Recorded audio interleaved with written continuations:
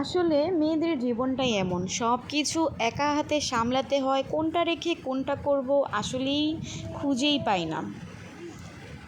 Hello everyone, আসসালামু আলাইকুম। কেমন আছেন সবাই? আলহামদুলিল্লাহ, আমি তো ভালো আছি। সকাল সকাল ঘুম থেকে উঠেই বসে পড়েছিলাম নাস্তা খাবো। আজকে রুটি এগুলোর কোনো ঝামেলা করিনি, শর্টকাট কেক দিয়ে চা দিয়ে খেয়েছি, আমার খুবই পছন্দ।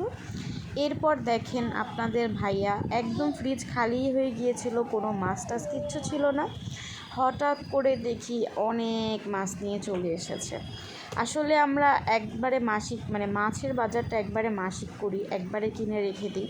কারণ যেহেতু সে অফিস কাজ করে, রেগুলার কিনা সম্ভব না, তাই একসাথে কিনে রেখে দিই। আমি আবার এই যে পোটলা করে করে ভাগ করে করে রেখে দিচ্ছিলাম।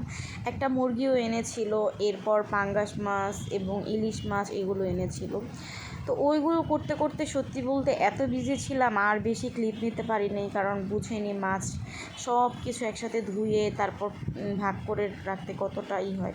সে আবার বলতেছিল যে পেয়ারা মাখা খাবে, পেয়ারা এনেছিল, তো তাকে একটু পেয়ারা মাখা করে দিয়েছিলাম। এরপরে দেখেন আবার দুপুরে রান্না করতে বসে গেছি।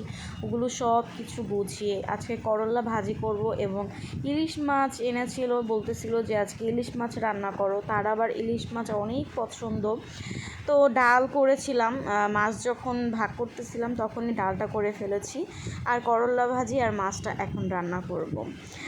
আসলে সংসার জীবনটাই এমন, অনেক কাজ করতে হয়। আসলে মাঝে মাঝে বলি যে বিয়ের আগের লাইফটাই মনে হয় ভালো ছিল, কিন্তু না, আলহামদুলিল্লাহ, আল্লাহ সকল পরিস্থিতিতে আল্লাহর কাছে অনেক অনেক শুকরিয়া।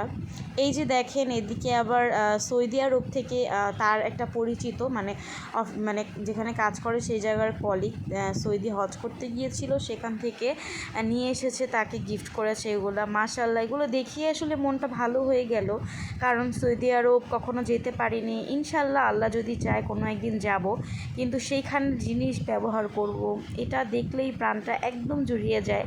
এই খেজুর দিয়েছিল, একটা আতর, জমজমের পানি এবং আতর দিয়েছিল। ইনশাল্লাহ আল্লাহ যদি চায় কোনো একদিন যাব।